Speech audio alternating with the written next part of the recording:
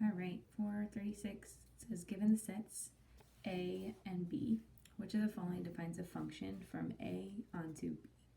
So basically they're giving us two like sets here, and they're saying that like this is related to that. So I'm gonna go ahead and draw them kind of like this, A and B, and I'm gonna put 0, 1, 2, and 3. And I'm gonna put 1, 3, 5, and 7 as my B set. So they're related to each other. It's from A on to B. So I can see that if you think about this like X and Y, right, then I can see that my Y is growing by +2 every time, and my X is growing by +1 every time. All right, so I'm growing by 2 every time, so I have a slope of 2.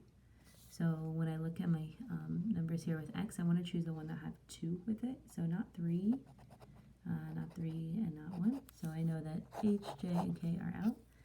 And then remember that this is my y-intercept, right? So that's my y-intercept, and at 0, where my x is 0, my y-intercept is 1. So where we start is at +1. So I would say that F is the best answer. Right? Remember that this part is our slope, and the next part is our y-intercept. Cool.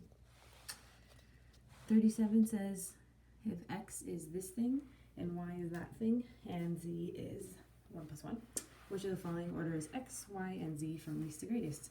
So we see that they're all pointing this direction, so like this. So it's saying the small one is less than the medium, and the medium is less than the big.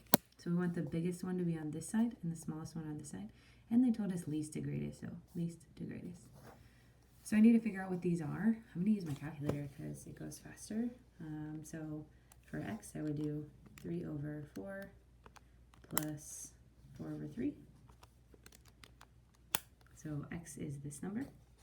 And then y is 2/3 plus 3/2. So y is this number here. Dang it. There we go. We'll get them back. So x is here, y is there, and then z, of course, is 1 + 1, which is 2. So we want to put the least number first. So out of these, the smallest number is this one, which was my z. So I would have z first. So I'm going to cross out A, B, and C because they don't have z first. And then the second biggest one is the 2.08. That was my x. So x comes next, and then y after that. So D is my best answer. So totally a calculator skill here. And then putting them in order. All right, 38 says, an isosceles triangle ABC, right? Isosceles meaning that has two sides that are the same. So I can see this side and this side are the same. Has an altitude of 8 inches. So an altitude I see, I don't really know what the word altitude means. It sounds like how high something is, like my hometown. But altitude is like how high something is right here. So the height of 8 inches, a base of 36 inches, and two base angles measuring 76 degrees each. So 76 and 76. So the two corners here are 76, as shown in the value below. What's the value of H? So I see that this is this part here, and I know that these are 90-degree angles, and I see this. So I see that there's a triangle here. There's a triangle, and I know that that means that this is a right triangle because I see that one here. So I'm going to redraw it. Right triangle. I'm trying to find H. I know this is 76 degrees. And I know if this whole thing is 36, then I'm going to do 36 divided by 2, which is 18. I know that this just one side, like from here to here, would be 18. So if that's 18 there, I know I can use SOHCAHTOA. So this is my angle, so over here is my opposite. That's my hypotenuse, so this is my adjacent. O and A is tangent, so I have tangent of 76 degrees is equal to O, which in this case is our height, over A, which is 18. I know that in order to get H by itself, I need to multiply times 18 on both sides. So I'm going to do this in my calculator.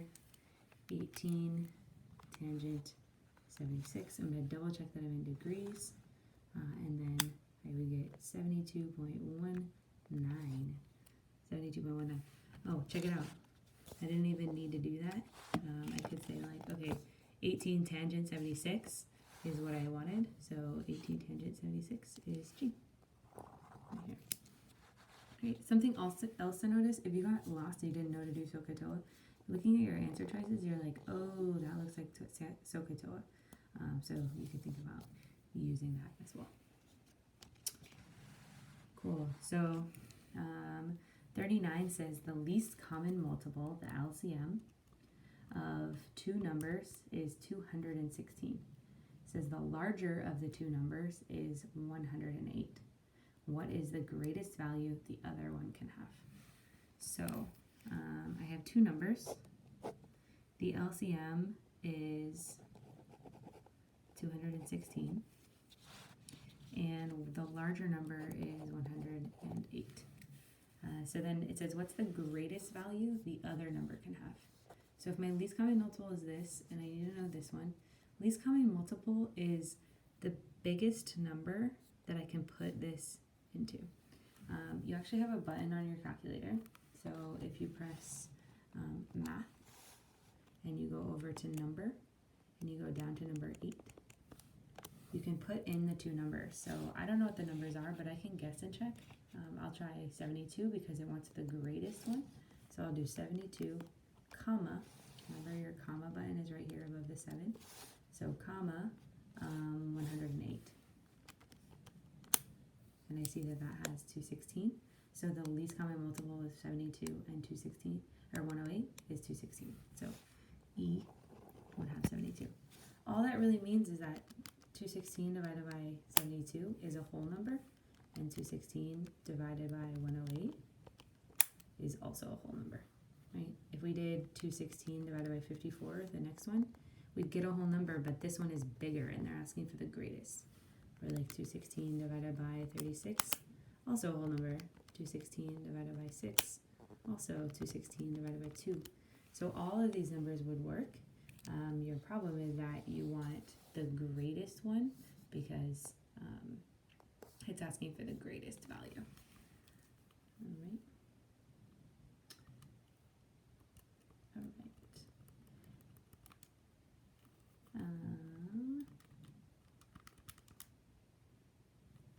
So, sorry,